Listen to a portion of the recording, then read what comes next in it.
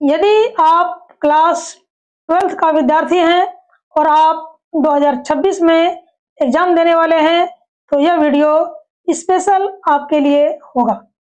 वैसे इस वीडियो को क्लास 9, 10th या 11 वाले भी देख सकते हैं और ग्रामर को सीख सकते हैं। यदि आपने ग्रामर अच्छी तरह से पढ़ लिया है तो निश्चित ही आप इनमें से कुछ प्रश्नों का या हो सकता है कि सभी प्रश्नों का उत्तर दे पाएंगे।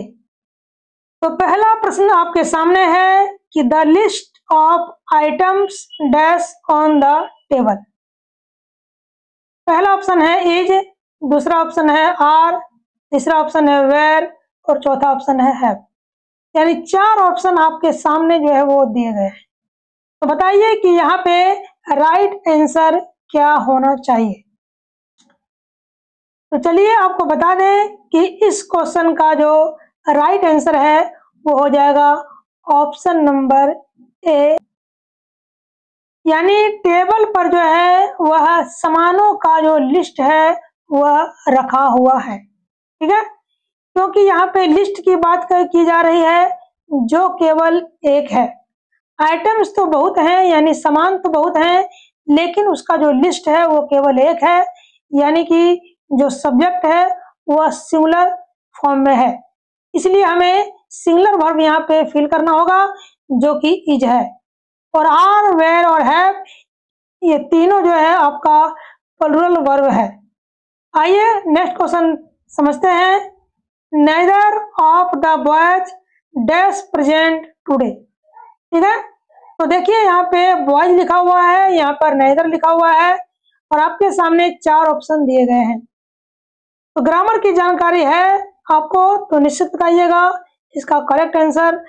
तो इस प्रश्न का जो राइट आंसर है वो हो जाएगा option number C, is. Is क्यों होगा? क्योंकि ग्रामर के अकॉर्डिंग जो नेदर का प्रयोग है वह हमेशा सिंगुलर होता है और इसके साथ सिंगुलर वर्ब का प्रयोग करते हैं। नेक्स्ट हमारा है each of the students dash A notebook, ठीक है। 4 ऑप्शन तो आपके सामने है ही और आपको बताना इसका राइट आंसर। तो इसका जो राइट आंसर है वो हो जाएगा ऑप्शन नंबर बी, हैज। क्या हो जाएगा? हैज। अब यहाँ पे कहीं ऑप्शन में अगर हम इज लिख दें और आप अगर इज भर दीजिएगा तो फिर वो हो जाएगा गलत, क्योंकि यहाँ पे बोला जा रहा है कि प्रत्येक छात्र के पास एक नोटबुक है। क्योंकि इज के साथ हमेशा सिंगुलर वर्ब का प्रयोग होता है, इसलिए यहाँ पे हैज जो हमारा करेक्ट आंसर होगा। नेक्स्ट देखते हैं the quality of these apples dash good. 4 option है ये आपके सामने, आर, इज, वेयर और हैव, ठीक है। तो आप यहाँ पे क्या फिल कीजिएगा, है ना। कोई विद्यार्थी कहता है सर हम यहाँ पे हैव लिखेंगे, कोई कहेगा सर हम आर लिखेंगे, कोई कहेगा सर इज लिखेंगे और कोई कहेगा कि वेयर होगा। लेकिन आपको क्या लगता है कि यहाँ राइट आंसर क्या होना चाहिए? तो यहाँ पे राइट आंसर जो है वो हो जाएगा ऑप्शन नंबर बी, इज। यानी यहाँ पे बोला जा रहा है कि इन सेबों का जो क्वालिटी है वो क्वालिटी जो है वो अच्छा है और क्वालिटी क्या है? सिंगुलर वर्ड है। तो यहाँ ये नहीं बोला जा रहा है कि सेब जो है वो अच्छे हैं। सेब अच्छा है या नहीं है ये बात नहीं है, यहाँ पे बोला जा रहा है कि सेब का जो क्वालिटी है, यानी अच्छे क्वालिटी का जो यहाँ पे सेब जो है वो रखा हुआ है। तो क्वालिटी के अकॉर्डिंग आपको इज लगाना होगा, ना कि एप्पल्स के अकॉर्डिंग आपको आर या फिर वेयर लगाना होगा। चलिए नेक्स्ट क्वेश्चन देखते हैं। A bouquet of flowers dash on the way. 4 option है आपके सामने, तो बताइए कि इसका राइट आंसर क्या होगा। तो यहाँ पे इसका हिंदी मीनिंग हो गया कि फूलों का एक बुकेट, यानी एक गुलदस्ता, है ना, dash on the way. 4 option है ये आपके सामने, तो इसका राइट आंसर क्या होना चाहिए बताइए फटाफट कि इसका आंसर क्या होगा। इसका राइट आंसर हो जाएगा ऑप्शन नंबर बी, इज। क्या हो जाएगा? इज। यानी bouquet of flower is on the वे। ठीक है, चलिए क्वेश्चन देखते हैं हम नेक्स्ट। क्वेश्चन नेक्स्ट हमारा है, इधर द टीचर और the students dash responsible for the mess, is are was या फिर हैज, यानी 4 ऑप्शन आपके सामने जो है वो दिए गए हैं। तो देखिए, जब भी दो सब्जेक्ट इधर और नीदर नॉर से जुड़ा रहे तो बाद वाले जो हमारा सब्जेक्ट होगा उसी को ध्यान में रख करके, यानी उसी के अकॉर्डिंग हमें वर्ब को फिल करना है। जैसे कि पहला जो सब्जेक्ट हमारा है वो है टीचर और दूसरा है स्टूडेंट्स, यानी टीचर जो है वो सिंगुलर में है और स्टूडेंट्स जो है वो प्लूरल में है। तो आपको यहाँ पे स्टूडेंट्स को ध्यान में रख करके वर्ब को फिल करना है। तो चूंकि स्टूडेंट जो है वह प्लूरल सब्जेक्ट है, इसलिए यहाँ पे आर जो है आपका राइट आंसर होगा। ठीक है, चलिए नेक्स्ट देखते हैं, the news dash shocking, 4 option आपके सामने है ही, तो बताइए इसका राइट आंसर क्या होगा।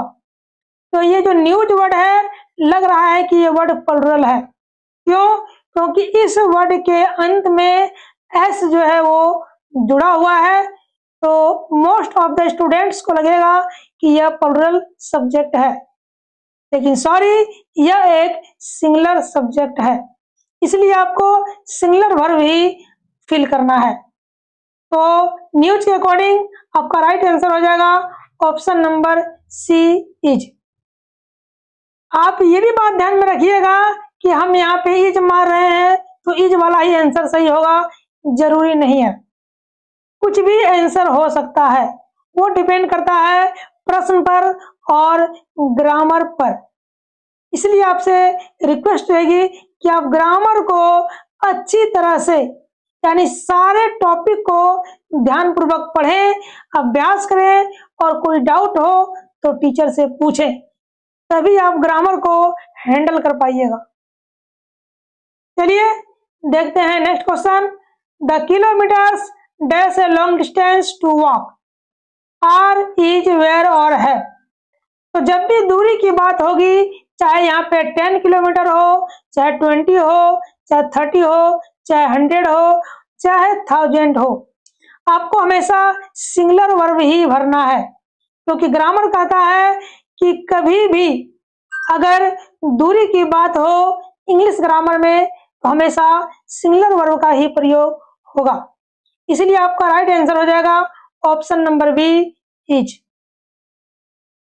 नेक्स्ट हमारा है, the members of the team dash practising hard, यहाँ पे आपके सामने 4 ऑप्शन दिए गए हैं, तो बताइए इसका राइट आंसर क्या होगा। ठीक है, तो यहाँ पे बोला जा रहा है कि टीम के जो मेंबर्स हैं, मेंबर्स यानी एक से अधिक व्यक्ति, एक से अधिक पर्सन, तो ये जो मेंबर्स है प्लूरल सब्जेक्ट है, इसलिए आपको प्लूरल वर्ब जो है भरना होगा। तो आपका राइट आंसर हो जाएगा ऑप्शन नंबर बी, आर, यानी the members of the team are practising hard, यानी टीम के जो मेंबर हैं वह हार्ड प्रैक्टिस जो है वो कर रहे हैं। तो टीम के जो मेंबर हैं वो हार्ड प्रैक्टिस जो है वो कर रहे हैं। आइए क्वेश्चन देखते हैं next, bread and butter dash my favourite breakfast, 4 option आपके सामने है। तो आपको बता दें कि जब 2 या 2 से अधिक सब्जेक्ट एंड से जुड़ा रहे, लेकिन वो दोनों सब्जेक्ट से किसी एक चीज का अगर बोध होता है तो फिर आपको सिंगुलर वर्ब का प्रयोग करना होगा, और यदि एक से अधिक सब्जेक्ट का बोध होता है तो वहां आपको प्लूरल वर्ब का प्रयोग करना होगा। जैसे कि यहाँ पे लिखा है ब्रेड एंड बटर, ठीक है, तो लग रहा है कि यहाँ पे 2 चीजें हैं और 2 चीजों के अकॉर्डिंग हमें आर भरना है, लेकिन ये बिल्कुल आपका गलत आंसर हो जाएगा। आपका राइट आंसर होगा ऑप्शन नंबर बी, इज, यानी ब्रेड एंड बटर क्या है, वह मेरा फेवरेट जो है नाश्ता है। तो ब्रेड एंड बटर जो है यहाँ पे एक भोजन को डिनोट करता है। क्यों करता है? क्योंकि ब्रेड और बटर को साथ में हम खाते हैं, यानी ब्रेड के ऊपर बटर लगाते हैं और फिर उसे इस्तेमाल किया जाता है, तो इसे एक ही भोजन माना जाएगा। हाँ, अगर ऐसा हो कि ब्रेड हम खा लिए और बटर ऊपर से चाट लिए, तो फिर आप आर का भी प्रयोग कर सकते हैं, लेकिन ऐसा नहीं होता है। इसलिए आपका आंसर क्या हो जाएगा? Option number B correct, option number B. तो आज के लिए ग्रामर में हम इतना ही करेंगे। उम्मीद है कि आपको ये ग्रामर के जो क्वेश्चन हमने बताए वो बिल्कुल समझ में आ गया होगा।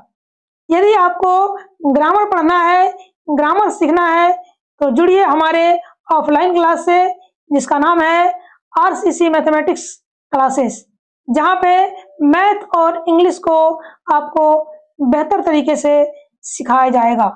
यदि आपको यह वीडियो हमारा पसंद आया हो तो शेयर करें और कमेंट और लाइक करें। तो मिलते हैं नेक्स्ट वीडियो में।